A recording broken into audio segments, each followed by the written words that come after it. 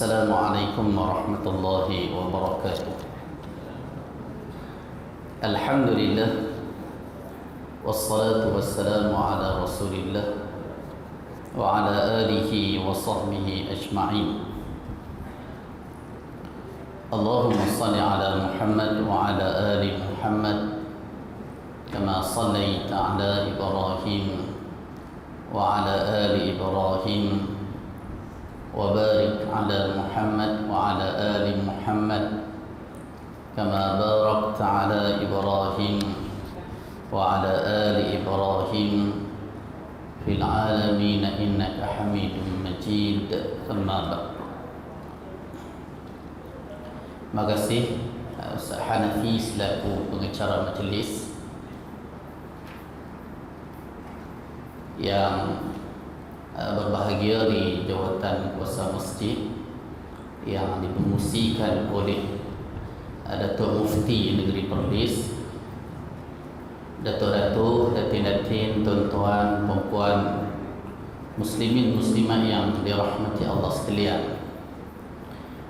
Alhamdulillah, bersyukur kita kepada Allah Subhanahu wa taala kerana dapat bersama dalam suasana perkampungan sunnah di Masjid Al-Wikangan Perlis ni.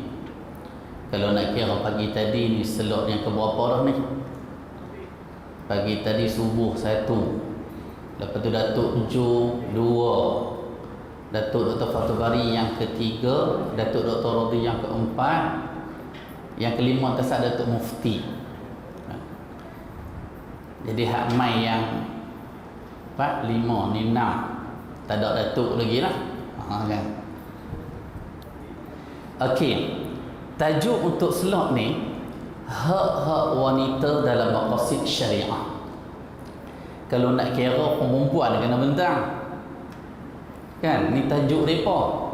Tapi tak apalah, sebab perempuan ni bukan orang lain pun. Mak saya ke adik perempuan, bini pun perempuan juga. Jadi cakap petang ni seolah macam wakil hak mereka lah.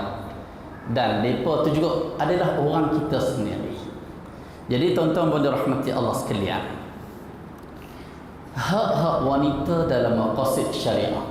Bila sebut hak wanita, kita fahamlah hak peranan tanggungjawab kan? Wanita orang perempuan lah dalam maqasid syariah. Kalau kita tengok perbahasan pagi tadi, semua penceramah menceritakan makna maqasid syariah. Maqasid jamak kepada maksud, objektif ataupun tujuan. Syariah, syariah lah kan, hukum syarak ataupun syariah. Dan bila kita gabungkan maqasid syariah, maksudnya ialah hukum yang memelihara hukum syarak secara umum atau khusus supaya hamba Allah mendapat kebaikan dunia dan akhirat. Ni terjemahan secara umum lah. Setiap ulama dalam bidang maqasid syariah berbeza dalam menentukan pengenalan ataupun kita kata ta'rif ataupun definisi. Jadi tuan-tuan dan rahmati Allah sekalian,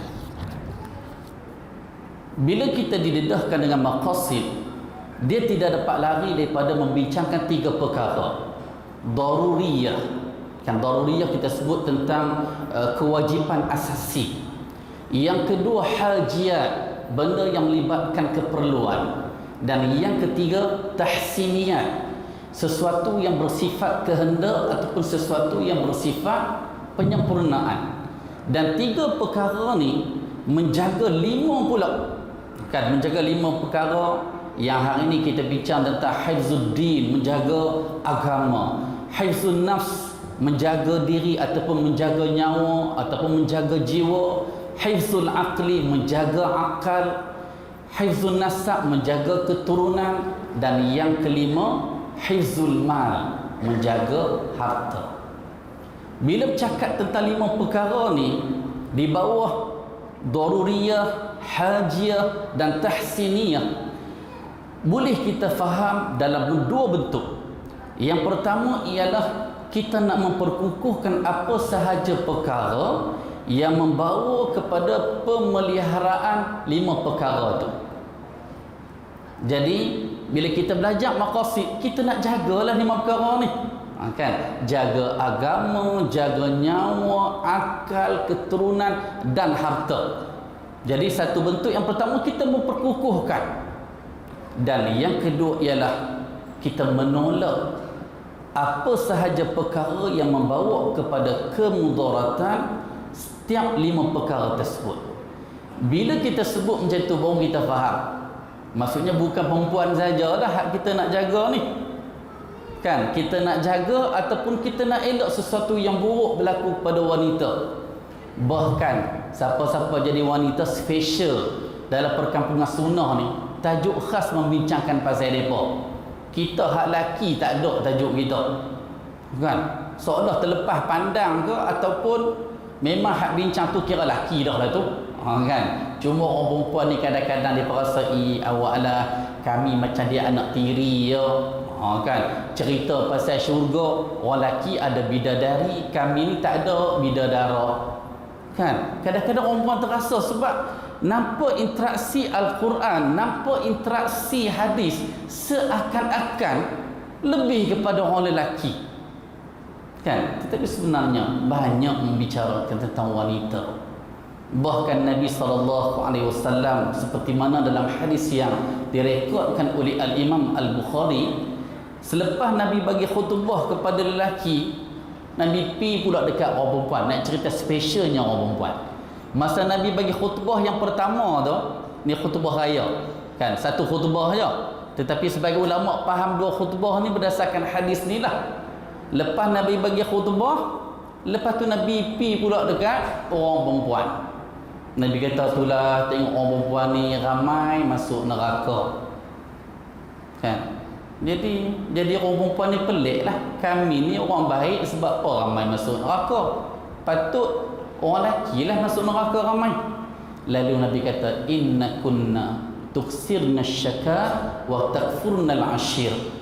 Kamu ni banyak bawa cerita, Nabi kata.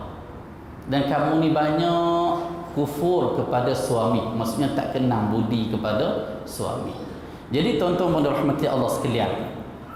Okey, tentang pembahasan ni adalah saya bawa satu nota lah untuk tatapan tuan-tuan sekalian yang mana dipetik daripada kitab yang disusun oleh Datuk Dr. Abdul Basit bin Abdul Rahman, sekarang ni musyrif di Pondok Sungai Durian, Kuala Kerai, yang mana beliau menterjemahkan dalam bahasa Melayu, yang mana kitab asalnya kitab Mahasinul Islam, kebaikan Islam, keindahan Islam, yang disusun oleh pensyarah mistik Islam Madinah Al-Sa'udi. Ada buku ni, saya tak pasti buku ni ada jual kat sini, saya rasa macam ada. Kalau program-program sunnah ni ada buku ni dijual, jadi eloklah. Ni banyak membicarakan tentang maqasid, ada macam-macam. Kan? Macam jual buku lah pula, kan? Tapi bukan jual lah, ni soalan saya tak suruh beli, kan? Cuma tunjuk ya. Siapa beli dia lah, dia salah lah sebab dia beli. Saya tak suruh beli pun, cuma nak habaq buku ni yang saya jadikan sebagai nota berkaitan dengan hak-hak wanita dalam maqasid syariah. Tuan-tuan dan rahmati Allah sekalian. Okey, cuba kita tengok dekat nota kita. Ada 6 muka surat. Dan nak kita ni tengok no. Saya pergi Prof Dr. Basri lepas ni. Okey. Wanita. Kita dekat Malaysia ni ada Sister in Islam. Satu NGO yang memperjuangkan hak wanita-wanita Islam. Kadang-kadang kita confuse. Depa ni nak perjuang untuk wanita Islam ke perjuang untuk LGBT? Kan? Ataupun nak perjuangkan hak kesesamaan sesama manusia? Kita pelik. Kan? Nama cantik dah, Sister Islam bagus dah. Sebab ramai geng-geng lawyer dalam kumpulan ni kira hak mana kes melibatkan isteri, okeylah, kan cari mereka. Cuma kadang-kadang bila ada grup yang macam ni, kita rasa Islam ni tak adil dekat orang lelaki, dekat orang perempuan. Orang perempuan kalaulah mak ayah meninggal, tinggal anak lelaki seorang, tinggal anak perempuan seorang, tinggal pula 3 juta. Kan? Ni tahap kangak lah 3 juta. Kalau KL kena 30 juta. Kan? Tinggal 3 juta. Jadi nampak macam tak adil. Anak lelaki dapat 2 juta, anak perempuan dapat 1 juta. Kan? Nampak macam tak adil. Lepas tu pula dalam bab perkahwinan, tak aci ya. Suami boleh menceraikan isteri, cik mudah je. Aku talak hang, jadi terus. Isteri kalau nak mentalakkan suami, nak kena pergi mahkamah, buat tuntutan fasakh. Hakim tanya pula sebab apa puan? Nampak suami, nampak tok laki baik je. Jadi panjang. Lantik pula orang tengah. Makan masa sampai 2 bulan pula situ. Jadi isteri ni teraniaya tu nampak sangat. Kan? Jadi kita jangan nampak benda hak berlaku yang macam tu. Kita kena nampak Islam ni zaman Nabi. Bila tengok Islam zaman Nabi, kita tengok zaman jahiliah, bagaimana status orang perempuan, baru kita nampak. Kan? Macam kita tengok Nabi kahwin dalam riwayat Al-Bukhari. Nabi kahwin dengan Aisyah, umur Aisyah kata aku 6 atau 7 tahun, macam tu lah. Zaman tu tak pelik. Sebab kerajaan-kerajaan pertika tu, kalau yang raja pertika tu memang kahwin hak umur standard tu pun. Tapi orang nak heboh sekarang ni, zaman tu tak ada masalah pun, orang tak bunyi pun. Kan? Begitu juga berkaitan dengan perempuan. Okey, cuba kita tengok nota ni. Pada zaman jahiliah, kelahiran anak perempuan ni dianggap malapetaka ataupun penghinaan. Orang utara panggil se. Oh, lama tak dengar, tak sebut perkataan tu. Se ni perkataan dia, asal dia sial. Kan? Bila kita main bawa tu se tangan hang. Kan? Kalau penjari gua nak jari tak masuk, se kaki hang. Oh, se tu sial lah. Kan? Jadi kelahiran perempuan dalam masyarakat jahiliah sial kepada keluarga. Sial kepada keluarga. Sampaikan ayah yang dapat anak perempuan ni, kan, Allah gambarkan dalam surah An-Nahl. Kan Allah kata, wa yaj'aluna lillahi al-banat subhanahu wa lahum ma yashtahun wa idza busyira ahaduhum bil unsa dhalla wajhuhu muswaddan wa huwa kadhim yatawara min al-qaumi min su'i ma busyira bih ayumsikuhu ala hunin am yadussuhu fit turab ala sa'a ma yahkumun. Allah kata, dan mereka menetapkan bagi Allah anak-anak perempuan. Orang Arab jahiliah ni, mereka tak mau nak perempuan, tetapi mereka kata malaikat anak perempuan Tuhan. Sebab tu Tuhan persoalkan, seolah-olah macam ni lah, untuk aku hampa kata malaikat anak perempuan aku, yang hampa dapat anak perempuan hampa tanam. Kan? Jadi ditimbulkan persoalan yang macam tu. Walahum ma yashtahun, sedangkan mereka sendiri pun tak mau nak perempuan. Wa idza busyira ahaduhum bil unsa, Allah kata bila dikhabarkan kepada mereka mereka nak dapat anak perempuan ataupun dah dapat anak perempuan, zalla wajhuhu muswadda, bertukar muka jadi hitam.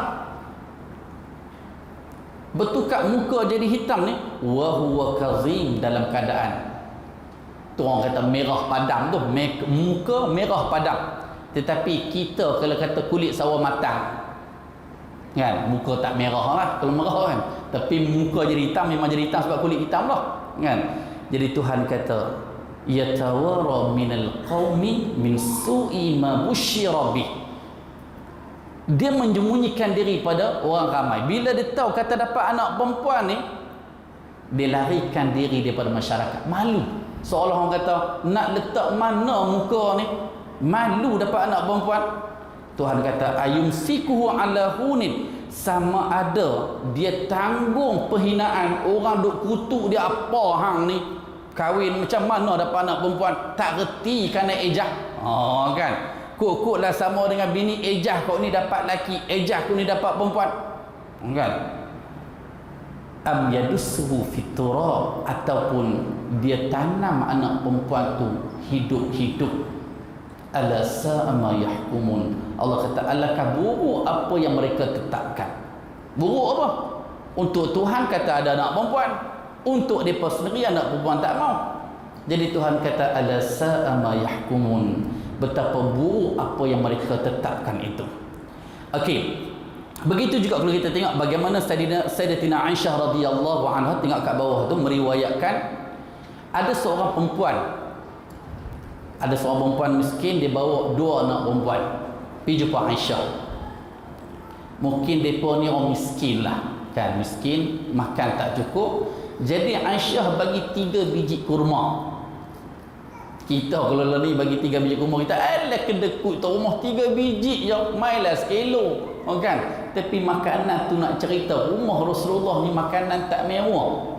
Kita hak dalam peti ais tahan sebulan Ramadan, punya banyak yang kan. Sebab tu tak pelik kalau penerima yang asnah pun semua hak bulat-bulat macam hak kita bagi ke asnah, hak asnah pun semua bulat-bulat.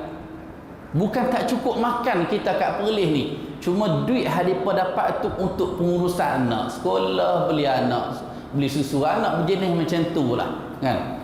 Okey, bila Aisyah bagi 3 biji kurma, perempuan yang miskin ni dia bagi seorang sebiji kat anak perempuan dia, lepas tu sebiji kat dia. Jadi anak perempuan dia 2 orang tu, dia 2 orang makan. Bila 2 orang makan habis 2 biji, dia penak lagi. Jadi hak perempuan ni, sebiji yang ada kat dia, dia potong setengah, bagi dekat anak perempuan hak seorang ni dengan anak perempuan hak seorang ni. Bila Rasulullah balik, Aisyah cerita kat Rasulullah. Lalu Rasulullah kata, inna Allaha qad awjaba laha bihal jannah aw a'taqaha biha minan nar. Jadi Nabi kata, sesungguhnya Allah menyediakan syurga untuk ibu ni kerana perbuatan dia bagi makan dekat 2 anak perempuan dia. Aw a'taqaha, ataupun dalam riwayat ini, ataupun dia panggil syak minar rawi, syak daripada sebahagian perawi. Aw a'taqa, ataupun Allah memerdekakan, Allah menyelamatkan dia daripada api neraka. Apa poin hadis ni? Nak menyatakan kepada kita, 2 anak perempuan yang jaga 2 anak perempuan ni, hak bagi makan, jaga anak bagi elok, Tuhan masukkan dia dalam syurga sebab jaga anak tu dengan elok, dan Tuhan menyelamatkan dia daripada api neraka kan. Jadi siapa-siapa yang ada anak perempuan tu kan, patut syukurlah, peluang kita nak beramal dengan hadis ni kan. Kemudian kita tengok muka surat yang kedua, nak kena cepat juga masa kita. Okey, ada beberapa contoh yang kita nak kaitkan hak-hak wanita dalam maqasid syariah. Okey, yang pertama, Islam menerangkan bahawa perempuan juga layak untuk menunaikan ibadah agama dan wajib ke atasnya. Ia telah mengarahkan mereka sebagaimana ia mengarahkan lelaki, menjanjikan mereka pahala yang tidak dapat dinafikan sama seperti dengan lelaki. Maksudnya, kira arahan untuk buat ibadat ni untuk lelaki, begitu juga untuk perempuan. Dan di sebalik yang Allah suruh, dan di sebalik apa yang Allah larang, yang Allah nak bagi pahala dan dosa, sebenarnya sama je untuk orang lelaki dan perempuan. Dan ayat Al-Quran surah Al-Imran ayat 155, Allah Subhanahu wa taala berfirman, fastajaba lahum rabbuhum anni la udhi'u 'amala 'amilin minkum min zakarin aw unsa ba'dukum min ba'd. Allah kata, sesungguhnya Allah perkenankan permohonan mereka dengan Allah berfirman, sesungguhnya aku tidak mensia-siakan amalan orang-orang yang beramal dalam kalangan kamu, sama ada lelaki atau perempuan. Allah kata, inni la udhi'u, aku tak akan mensia-siakan. Kalau kata lelaki main masjid dapat pahala, orang perempuan pun sama lah kan. Kalau orang lelaki dapat 27 pahala semai jemaah, mudah-mudahan orang perempuan pun dapat. Sebab tu Nabi larang sahabat menghalang isteri main masjid. Dan dalam hadis Sahih Bukhari, Nabi kata, la tamna'u ima Allah masjid Allah. Janganlah kamu melarang isteri-isteri kamu ni main masjid. Allah. Maksud orang perempuan boleh main masjid lah. Kan, cuma dibincangkan oleh ulama fiqh jika tidak menimbulkan fitnah, itu isu lain. Asas orang perempuan boleh main masjid dan dia dapat pahala sebagaimana yang ditawarkan oleh Allah kepada orang lelaki.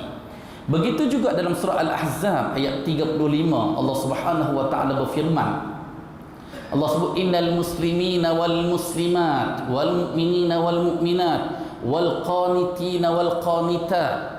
Kita tengok dulu, innal muslimina wal muslimat. Nabi kata pada Allah sebut innal muslimina wal muslimat, sesungguhnya orang Islam yang lelaki dan perempuan, wal mu'minina wal mu'minat, yang beriman lelaki dan yang beriman perempuan, wal qanitina wal qanitat, yang tetap dalam ketaatan kepada Allah sama ada lelaki ataupun perempuan, was-sadiqina was-sadiqat, lelaki yang benar dan perempuan yang benar, was-sabirina was-sabirat, lelaki yang sabar dan perempuan yang sabar, wal khashi'ina wal khashi'at, dan lelaki yang khusyuk dan perempuan yang khusyuk, wal mutasaddiqina wal mutasaddiqat, lelaki yang bersedekah dan perempuan yang bersedekah, was-saimina was-saimat, dan lelaki yang berpuasa dan perempuan yang berpuasa, wal hafizina furujahum, dan lelaki yang menjaga furuj, kemaluan mereka. Cuma kita tengok perkataan Arab ni, furuj ni jamak kepada farjun, kemaluan. Farjun ni asalnya kemaluan perempuan, tetapi digunakan juga untuk kemaluan lelaki. Kan, saya orang kata, orang lelaki ada kemaluan perempuan juga ke? Saya orang faham, ni LGBT ni. Tetapi istilah perkataan, Tuhan menggunakan furuj untuk kemaluan, digunakan juga untuk lelaki. Tetapi perkataan zakar untuk lelaki, Tuhan tak guna untuk zakat kepada orang perempuan. Kan, saya nak cari pula wal hafizina zukurhum. Kan, orang perempuan yang jaga zakat mereka. Tak ada, itu untuk zukur, ataupun kita terjamak pada zakat ni untuk lelaki sahaja.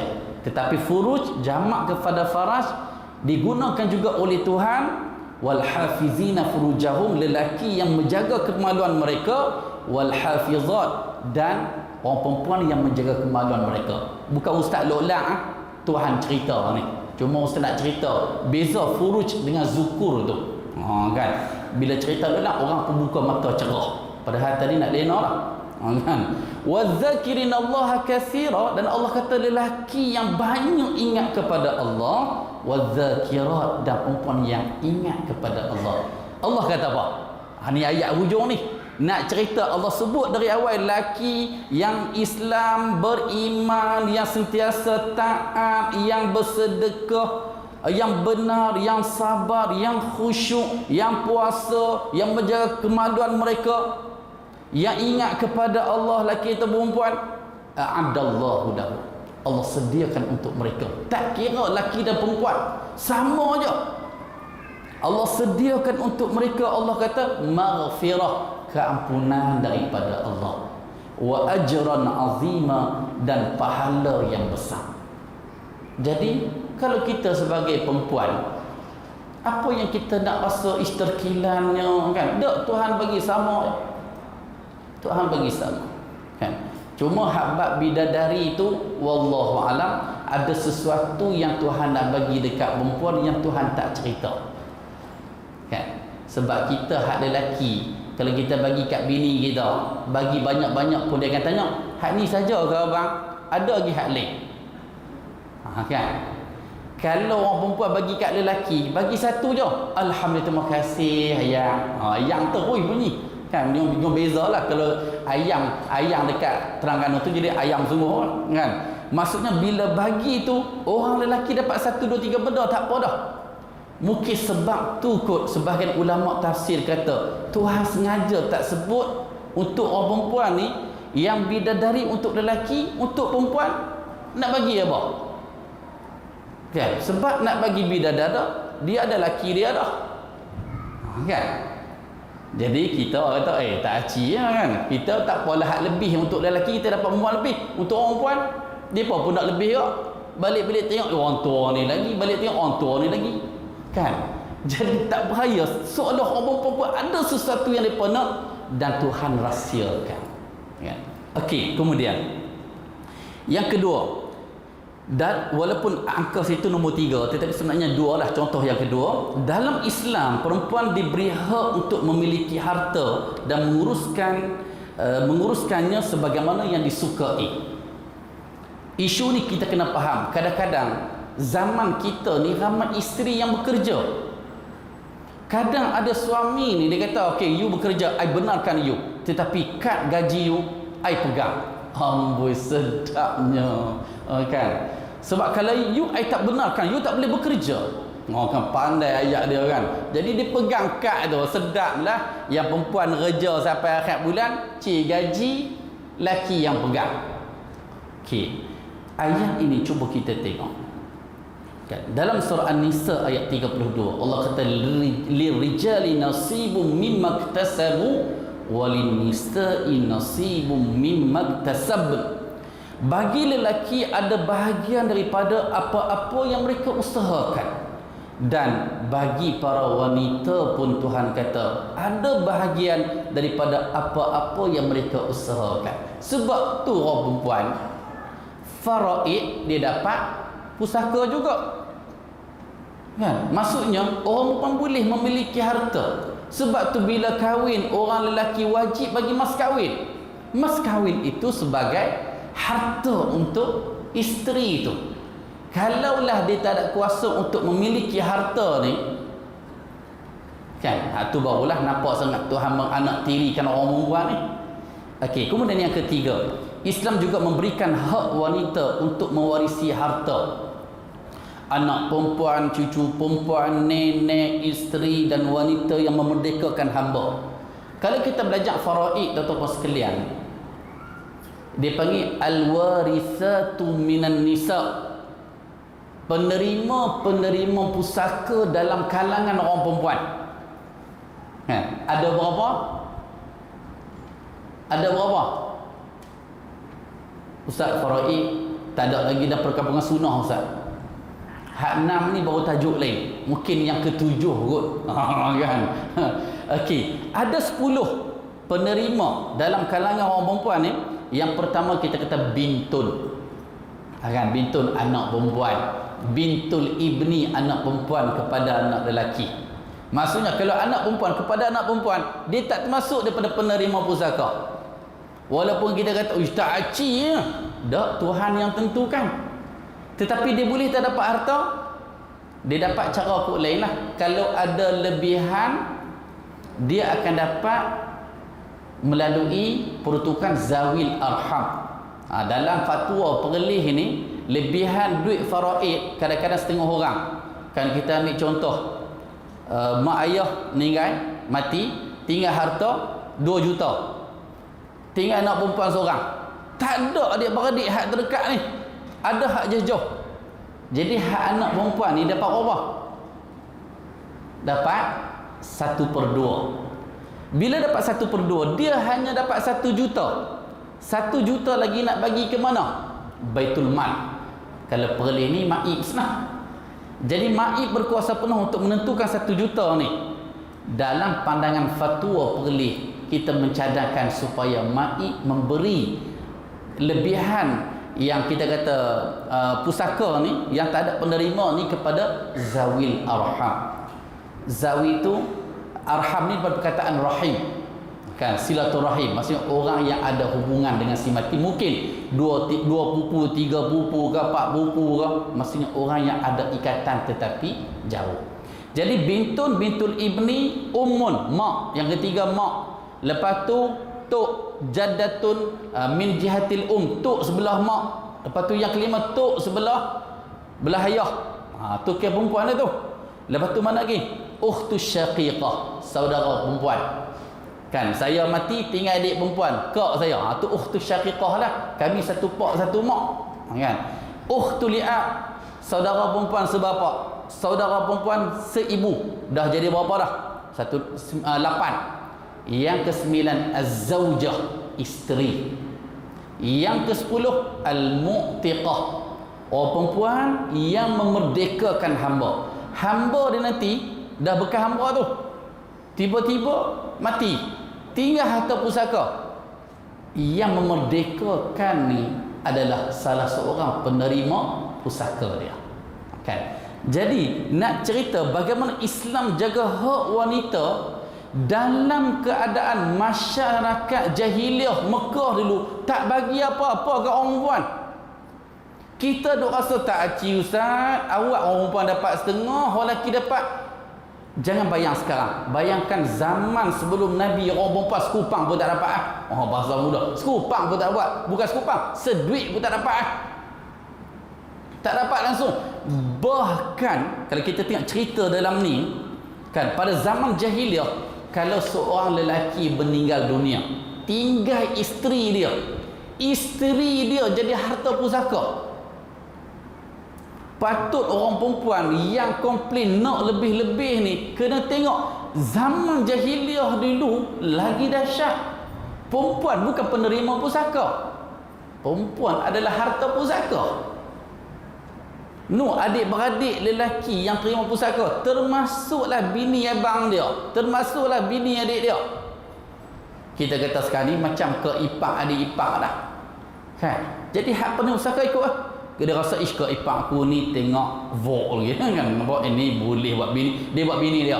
Ataupun dia kata ish ke ipar ni aku bagilah kat siapa-siapa, kan? Jadi harta pusaka hinanya orang perempuan pada zaman tu, kan? Tetapi bila main zaman Nabi, Tuhan yusikumullah fi auladikum lidzakari mislu hazil unsayain. Allah mewasiatkan kepada kamu untuk anak-anak kamu. Bagi lelaki 2 kali ganda anak perempuan. Tuhan wasiat ni. Kita pula anggap enteng benda hak berkaitan dengan faraid. Lalu kita buat hebah kot ni lah, wasiat kot ni lah. Lalah bila kita mati, anak bergaduh habis. Anak bergaduh habis. Sebab apa? Sebab anak lelaki dia terima lebih. Bila dia dapat sama banyak dengan anak perempuan, dalam keadaan Tuhan bagi kat dia lebih, last kali dia akan buat tuntutan, mak ayah dah mati dah, kan? Jadi benda ni akan menyebabkan pergaduhan adik-beradik. Jadi tuan-tuan pada rahmati Allah sekalian, jadi bila mai Islam, maksudnya Islam bahagi kepada anak perempuan, isteri pun dapat harta. Kalau zaman jahiliah isteri ni jadi harta pusaka, tetapi isteri juga penerima pusaka pada zaman Nabi, kan? Jadi tuan-tuan pada rahmati Allah sekalian. Okey, seterusnya yang saya tak baca tu tuan-tuan boleh bacalah. Okey, yang keempat, Islam memberikan wanita hak penuh untuk memilih suaminya pada waktu bangsa dan masyarakat lain langsung tidak memberikannya hak untuk memilih bakal suaminya. Petang ni kita nak tengok, kadang-kadang memanglah kita belajar ada wali mujbir, kan? Wali mujbir untuk mazhab Syafi'i, dia bukan wali pak ya, al-ab, bahkan al-jadd, tok Wan pun boleh paksa cucu dia kahwin. Adakah benda ni selaras dengan sunnah? Ya. Sebab orang yang menjadikan wali mujbir itu ulama yang berijtihad sedemikian, sebab dia menjadikan perbuatan Abu Bakar mengahwinkan Sayyidatina Aisyah dengan Rasulullah sallallahu alaihi wasallam di kala umur 6 ataupun 7 tahun. Mungkin ada tak pandangan kata belah-belah tahun tu tak apalah. Cuma kita pakai hadis Bukhari kata tu 6 hingga 7 tahun. Seolah-olah Aisyah sendiri pun tengok ayahku dah kahwinkan aku, seolah macam kulah Abu Bakar nak tanya dulu, tak ada riwayat menyatakan. Jadi sebahagian pandangan ulama dalam mazhab Syafi'i menyatakan itu wali mujbir yang boleh memaksa anak dara dia berkahwin. Jadi kita nak tengok ni hak wanita ni, kan? Hak wanita. Maksudnya bila kita nak kahwin anak dara kita ataupun anak kita dah berkahwin bercerai, jadi janda lah ni, kita pula ada kawan kenan ke anak kita, kan? Kita tu bagi ke hang, okay. Padahal anak kita dia ada boyfriend dia, boyfriend dah sebut kan, dia pun ada calon yang dia nak kahwin, kan? Jadi kita tengok dalam ni, Jadi Islam membenarkan wanita boleh buat pilihan. Okey, contoh kita ambil ya. Pada hadis riwayat Al-Bukhari dan Muslim bawah tu, Nabi kata la tunkahul ayyimu hatta tustamar wa la tunkahul bikru hatta tustazan. Qalu ya Rasulullah wa kaifa iznuha? Qala an taskuta. Okey, Nabi kata la tunkahul ayyimu, tidak dinikahkan seorang janda sehingga tustamar, sehingga mendapat persetujuan daripada dia. Kan? Seorang ayah yang menjadi wali nak kahwinkan anak dia yang berstatus janda ni, Nabi kata hatta tustamar, sehingga dapat persetujuan anak dulu. Tak boleh kahwin kod belakang-belakang. Kan kita sedap je. Aku kahwin dengan anak ni ya. Nak aku lah. Kan? Yang anak aku pun dia pun kata, yang bakal menantu dia kata, saya terima je lah. Kan macam video hak yang apa dia, yang video Arab orang duk sebar tu. Ada pensyarah syekh tu, pensyarah Arab tu, dia ceramah pasal bab nikah ni. Kan ada benda salasun hazluhunna jiddun wa jadduhunna jiddun. 3 benda melawak pun jadi, hak jadi pun jadi. Kan antaranya nikah. Lepas tu anak murid hak cerdik ni dia kata, syekh, contoh dia syekh. Kan syekh tu dia kata okeylah, pada aku kahwinkan hang dengan anakku Maryam. Terus dia kata qabil tu, aku terima. Kan syekh tu kata terkejut syekh tu. Kan dia kata kan baru belajar 3 benda yang bila melawak jadi sungguh. Antaranya akad nikah, antaranya talak, antaranya memerdekakan hamba. 3 benda ni melawak jadi sungguh. Kita pergi melawak anak dara kita dengan orang, kita pergi melawak anak-anak kita yang settle janda dengan orang, jadi sungguh ni. Nabi kata jangan buat macam tu. Nak kahwinkan anak kita yang settle janda ni, minta persetujuan dia dulu. Wala tunkahul bikru hatta tustazan, dan janganlah kau kahwinkan anak kamu yang anak dara ni sehingga kamu minta izin dulu.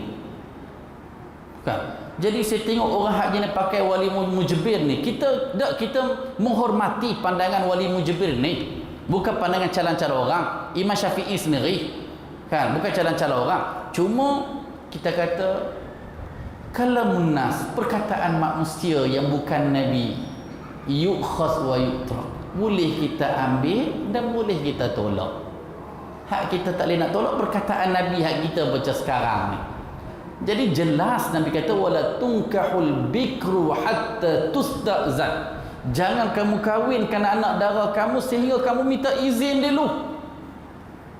Jadi sahabat pun tanya, ya Rasulullah, wahai Rasulullah, wa kaifa iznuha, macam mana nak kira izin anak perempuan hak dara ni? Kan anak perempuan hak dara kan malu. Kan ni zaman dululah, ni tak tahu dah siap mesej kaya ayah cik nak kahwin. Tu dia lah. Anak dara sekarang dahsyat. Kan masuk universiti daftar. Kan minggu pertama orientasi tu, habis minggu mesej ke ayah cik nak kahwin. Tu dia anak dara. Hak jenis macam tu tak payah kira izin, memang minta kebenaran nak kahwin terus. Kan. Jadi Nabi kata antas kuta, kamu tengok dia senyap tu okey tu. Kan. Jadi ulama bincang, kalau tengok senyap teriak tak mau. Kan. Ni rasa bukan senyap, hore terus boleh kahwin. Kan. Hore terus kan. Dan saya bila saya baca hadis ni, ada 2 hari lepas kes di Jabatan Agama, ada seorang ayah ni mai pejabat, mai dengan salah seorang tu polis lah yang pencen dah, mai nak marah-marah. Kan. Dia kata ustaz ni macam mana Jabatan Agama ni mengahwinkan anak saya ni, saya tak tahu pun. Kan. Yang saya tahu dia buat atas nama wali enggan. Kan ada pandangan dalam mazhab, kalau anak perempuan nak minta ayah dia jadi wali, ayah dia tak mau. Sebab ayah dia tengok lelaki ni, aku tak boleh. Kan. Tengok misal bertari kan, kata tak boleh. Aku bukan jadi keturunan misal bertari macam tu. Kan? Jadi dia tak mau. Anak dara ni kalau 3 kali minta keizinan, wali tak setuju. Dalam keadaan calon pasangan suami dia tu adalah sekufu dengan dia, setaraf dengan dia. Jadi kes ni, perempuan ni boleh bawa kes ke mahkamah, mohon wali pada dia wali hakim. Sebab wali yang betul tak setuju, dia boleh minta untuk wali hakim dengan syarat 3 kali minta. Untuk kes ni, bila perempuan ni mengadu kat Jabatan Agama, jadi kita buat suratlah ke mahkamah. Jadi mahkamah keluarkan satu surat minta bapa ni datang mahkamah pada satu tarikh untuk nak tanya sendiri, tuan setuju tak anak kahwin? Kalau dia kata memang tak setuju dan anak perempuan memang sebelum ni dah minta dah, dia ada permohonan pula lah selepas tu. Tapi nak ceritanya, hak berlaku sekarang ni macam pada 3 minggu lepas kami pergi ke Songkla bersama dengan rombongan Jabatan Mufti dan pergi tengok perkahwinan dekat sana, kan? Jadi kat sana ni bukan nak suruh kahwin kat sana. Sagi kata ustaz bagi cadangan kat kami, ada ni orang hak atas lagi kan, pakat balik benda kat atas jatuh ke bawah lagi, kan? Okey, cuma nak sebut ada dekat sana tu kami cubalah tengok kod lah kat sana tu memudahkan kahwin ni, sampaikan wali pun tak tahu bagi kahwin juga. Dia berkata tak, kami tahu dosa pahala, kan? Kalau hak janda kami nak surat cerai. Kalau kata hak janda yang suami mati, mana surat kematian suami dia, kan? Maksudnya kira dia detail juga. Kalau anak dara, anak teruna, maksudnya kira detail jugalah. Bukan kita kata sembrono buat keputusan untuk mengahwinkan warga negara Malaysia yang pergi kahwin dekat sepadan sana, kan? Tapi itulah saya tengok ni hak anak-anak muda ni kan, kalau kahwin biar dengan keizinan mak ayah lah. Kami uruskan perkahwinan, hak kahwin sengak-sengak macam tu, tak lama 2-3 tahun mai pula untuk buat surat cerai pula. Jarang sangat yang hak berjaya tu, wallah. Tambah-tambah hak kahwin kedua buat sengak-sengak, nampak sangat takut ke bini pertama, kan? Kena gentleman kita tuan-tuan sekalian, baru sunnah, kan? Kita pun tak berani juga, kan? Okey, tuan-tuan dirahmati Allah sekalian. Jadi dalam hadis ni bagaimana Nabi mengajar kita untuk perkahwinan yang melibatkan anak perempuan, jangan kahwin macam tu saja tanpa tanya terlebih dahulu. Dia berbeza anak lelaki. Anak lelaki nak kahwin baik lah, kan? Kita pun nak tahu juga calon menantu perempuan kita. Tetapi untuk hak perempuan ni, sebab kita jadi wali, ikutlah sebagaimana yang diajar oleh Nabi SAW. Seolah-olah saya nak simpulkan macam ni lah, wali mujbir, wali yang boleh paksa, yang melibatkan ayah kandung dan tuan kandung, saya rasa untuk zaman sekarang nampak macam tak relevan lah. Apatah lagi dengan hadis ni, nampak macam ada percanggahan. Utamakanlah hadis ni.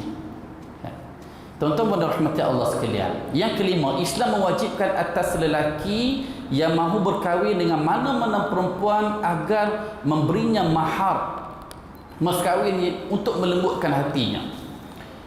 Tuan-tuan dan rahmati Allah sekalian, agama ni membenarkan perkahwinan supaya nak mencegah zina.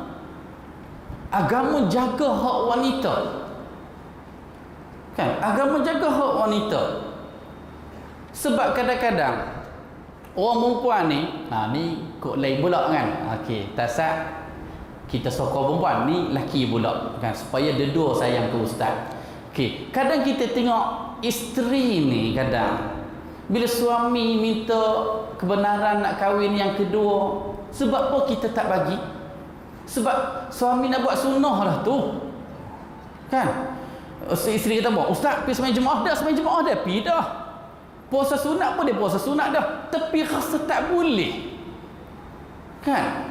Bila puasa sunat, pergi sembahyang jemaah, baca Quran banyak, balik rumah tuan dah tidur, ada benda hak tak tidur ni, kan? Bila ada benda tak tidur ni, tak boleh duduk lah, kan? Seolah kita kata tuan pada kita ni tidak ada benda tak tidur, jadi minta kebenaran isteri, kan? isteri ni kadang-kadang dengan kecanggihan dunia sekarang, daripada suami kita kahwin senyap-senyap belakang kita, lebih baik kita benarkan suami kita pun harap-harap dia adil. Sebab hak suami sebenarnya, kecuali suami kita tu pendapatan tak cukup, duit pun duk pediah duit isteri saja, tu tak layak lah kan. Sebab tu hak nak poligami ni masuk mahkamah dulu. Sebab hakim akan tengok dulu, tengok ni ada kelayakan tak. Sekarang ni orang tak pergi mahkamah dah, orang direct songklar masalahnya. Jadi mulalah saya minggu lepas dapat mesej daripada seorang staf hospital sini. Ustaz, boleh cek tak nama suami saya? Selain pada saya sebagai isteri, ada tak orang lain? Tu dia kata nikih sulit ni. Kan nikih sulit ni. Kita pun tak apalah ustaz, cek dulu kan. Sampai sekarang ni pun mesej pun tak balas lagi. Kan? Sebab kita pun malah cek. Sebab cek ni rasa ada tambahan ni bini syak lain. Sebab apa? Sebab kita kena ingat, ada kes suami isteri tak benarkan. Suami ni, ada perempuan bila tak dibenarkan kahwin, dia pun akan berzina. Berzina pula last sekali. Isteri hak pertama, dia ada risiko kalau suami dapat penyakit, kita kata sifilis. Dapat penyakit sifilis, penyakit tu dia akan bawa ke isteri yang pertama juga. Isteri tak benarkan suami kahwin, pergi cari kat mana Danok mana Padang Besar Thailand mana Balik siapa yang risiko? Isteri juga yang risiko. Kan? Setuju tak? Tak berani kata setuju kan? Sebab ni masuk live ni. Bini pun tengok hak mana kata ya tadi, hak mana kata ya tadi kan. Jadi tuan-tuan benar rahmati Allah sekalian. Jadi tuan-tuan bayangkan, Tuhan syariatkan perkahwinan untuk nak tutup zina ni. Bila zina, siapa yang risiko? Perempuan dah. Kan? Orang lelaki dia pistol, dia tembak peluru habis hak terima peluru Kan? Hak terima peluru tu yang masalah. Jadi bila ada perkahwinan tuan-tuan sekalian, jadi kita tahu siapa suami dia. Kan? Dia yang jadi penjaga kepada isteri. Ni semua masalah ini Tuhan jaga untuk para isteri. Kan? Jadi bila kahwin, Tuhan suruhlah wa'atun nisa sadaqatihinna nihla. Orang lelaki ni bila nak kahwin, bagilah mas kahwin kepada isteri dia. Kan? Sebab tu disyariatkan kita kata sagu hati suami bagi itu kita kata untuk memesrakan isteri dia. Itu arahan daripada Tuhan sebenarnya. Okey, yang keenam, Islam juga memberikan wanita hak untuk menjamin keselamatan atau memberi perlindungan kepada seorang musuh. Okey, ni sebagaimana cerita ni lah. Cerita yang mana Abu Murrah khadam Ummu Hani ini, Ummu Hani binti Abi Talib yang telah dimerdekakan. Jadi Ummu Hani pun nak pergi jumpa Rasulullah. Ummu Hani ini, dia ni masuk Islam tahun 8 Hijrah. Jadi baru ni masa Rejab baru ni banyak penceramah duk kaitkan cerita Isra Mi'raj. Isra bermula dari rumah Ummu Hani. Padahal dalam surah Al-Isra, dari mana? Minal Masjidil Haram ilal Masjidil Aqsa. Isra bermula dari Masjidil Haram, bukan daripada rumah Ummu Hani. Jadi Ummu Hani ni, dia binti siapa? Anak siapa? Anak Abu Talib, kakak kepada Sayyidina Ali. Agak-agak ada kaitan dengan sejarah siapa? Pokok Syiah lah. Hadis ni nak cerita tahun ke-8 Hijrah Ummu Hani masuk Islam. Jadi dia adalah seorang dia jaga. Sini dia kata Fulan bin Hubairah. Hubairah ni sebenarnya nama suami dia. Suami dia tak masuk Islam. Kan? Suami dia last sekali mati Kristian. Dia pada mati dekat Najran jadi Kristian. Jadi Ummu Hani ni dipertahan seorang seorang yang mana Sayyidina Ali kata, kalau aku tengok dia aku bunuh. Sayyidina Ali marah. Mungkin anak belakang dia lah. Sebab bila kita semak nama Hubairah ni adalah suami kepada Ummu Hani. Jadi bila Ummu Hani kakak kepada Sayyidina Ali, maksudnya yang bin Hubairah ni anak nakang Sayyidina Ali lah. Kan? Jadi bila Rasulullah dapat tahu, Rasulullah kata dekat Ummu Hani, kami akan memberi perlindungan kepada sesiapa yang kamu berikan perlindungan. Jadi tajuk ni, hadis ni seolah-olah menjaga kita. Maksudnya hak mana perempuan pertahankan, kita pertahankan perempuan tu. Kan seolah-olah Rasulullah pertahankan Ummu Hani ini, memberi perlindungan kepada Ummu Hani, hak mana yang dilindungi oleh Ummu Hani iaitu anak dia sendiri yang mana Sayyidina Ali tak suka. Kan? Okey, kemudian yang ketujuh, Islam mengharamkan membunuh kaum wanita walaupun dalam peperangan antara orang Islam dengan kafir. Kita boleh tengok dekat hadis dekat situ bagaimana berlaku dalam peperangan. Abdullah bin Umar menceritakan ada seorang perempuan didapati terbunuh dalam satu peperangan. Lalu Rasulullah melarang daripada membunuh perempuan dan kanak-kanak. Saya nak simpulkan di sini. Maksudnya hal ini sebab apa? Orang perempuan bukan ahli peperangan. Kecuali hak jadi tentera, hak jadi askar memang perempuan juga. Dia boleh dibunuh lah sebab dia terlibat juga. Ni orang perempuan yang tidak terlibat dalam peperangan. Islam mengiranya lemah walaupun dia adalah musuh Allah, sebab tujuan peperangan. Okey, cuba tengok sini. Tujuan peperangan bukanlah untuk menghapuskan manusia, tetapi hanya untuk membuang sesuatu yang menghalang perkembangan dakwah kepada manusia. Okey, yang ke-8, Islam juga menasihatkan kaum lelaki supaya berbuat baik kepada wanita dan melayan mereka dengan sebaik-baik layanan dan pergaulan. Kan Rasulullah ni contoh utama lah. Kan? Contoh utama, suami yang terbaik, pemimpin yang terbaik. Jadi kita ikut Rasulullah ni bukan setakat ibadat, bahkan kita ikut Rasulullah dalam hal-hal yang berkaitan dengan muamalah. Jadi tuan-tuan benar rahmati Allah sekalian, yang ke-9, yang terakhir, Islam juga menjamin hak nafkah wanita dari segi makanan, minuman, pakaian, tempat tinggal, rawatan perubatan dan seumpamanya sebagai satu jaminan sosial yang tetap. Kan? Jadi dalam isu ni kita kata orang perempuan ni dialah yang mengandungkan anak kita, bila dah salin dialah menyusukan anak kita. Kita hak lelaki ni setakat susu botol je lah. Kan, setakat susu botol je lah. Kan, tak payah. Tapi nak cerita ni, dari mengandung pun kita jaga masalah orang perempuan ni. Jaga masalah dia. Sampaikan dalam isu ni juga dibincangkan sebagai maqasid syariah.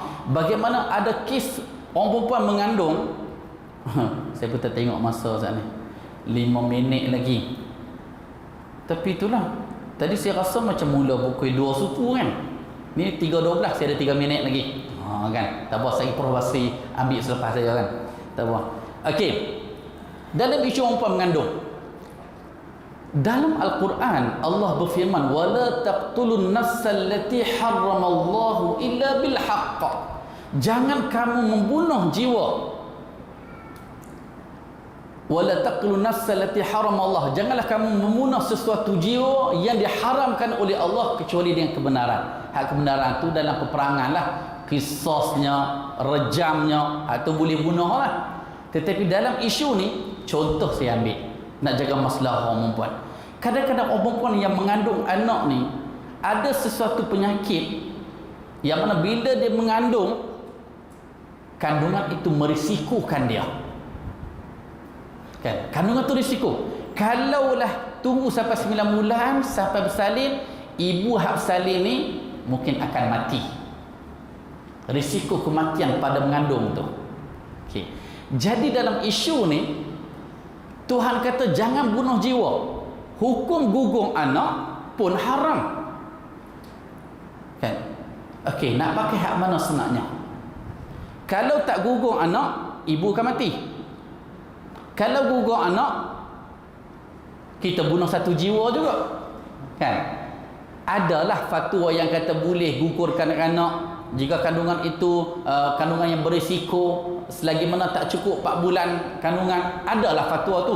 Cuma nak sebut di sini, nak jaga masalah orang perempuan, kalaulah kandungan berisiko, boleh merisikokan mak, nak utama mak dulu kan, hak dalam kandungan dulu, utamakan hak mak dulu kan. Walaupun kita kata ustaz, tak apalah, saya bini mati pun tak apa ustaz, asalkan anak hidup. Bini mati boleh cari lain. Amboi, sedapnya kan. Kalau kata hak suami jenis macam tu, puan-puan hak dengar ni picit hidung siap-siap lah masa tidur tu. Kan. Jadi kalau kes yang macam tu, dia perlu ada pertimbangan. Dan satu lagi saya nak sebut, bila masa nak salin,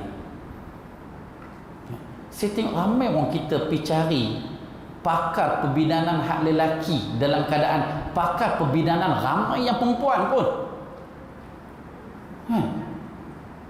Sebab beranak ni, bahasa kita kata nak kena kangkang beranak lah. Nak sebut kangkang pun tak tergamuk.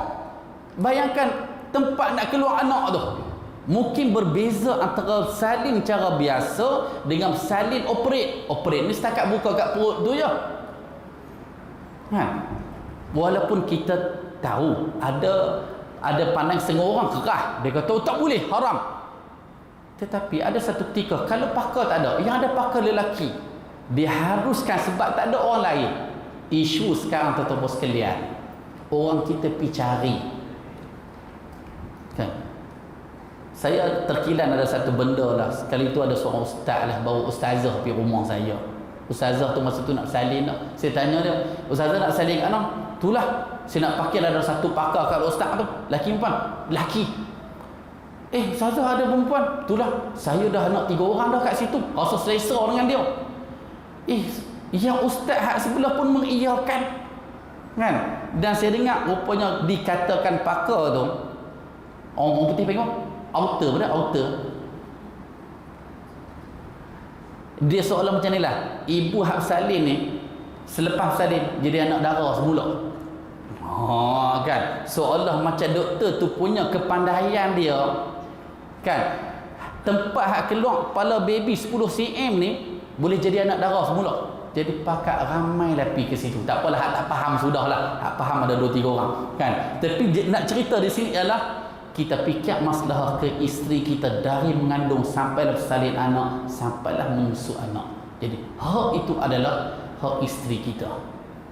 Jadi tuan-tuan puan dirahmati Allah sekalian, last sekali saya nak simpulkan, sesungguhnya Islam telah menganugerahkan kepada wanita haknya dan membolehkannya hidup di bawah payung syariah dengan bahagia, dihormati dan diberkati. Kita jaga maruah kita, kita jaga agama kita. Kalau berkahwin dengan doktor pakar lelaki, boleh merosakkan maruah kita. Kahwin, kita kata salihlah dengan doktor perempuan. Seolah macam itulah. Itu 5 masalah yang kita nak jaga. Tiada wanita yang pernah menikmati apa-apa yang telah dinikmati oleh wanita dalam Islam. Special wanita dalam Islam. Segala puji dan nikmat bagi Allah yang telah menganugerahkan ke atas kita kaum muslimin atas nikmat Islam yang Allah beri kepada kita. Wallahu a'lam. Aqulu qawli hadha wa astaghfirullahal azim li wa lakum wa sallallahu ala nabiyyina Muhammad wa ala alihi wa sahbihi wasallam. Assalamu alaikum warahmatullahi wabarakatuh. Waalaikumsalam.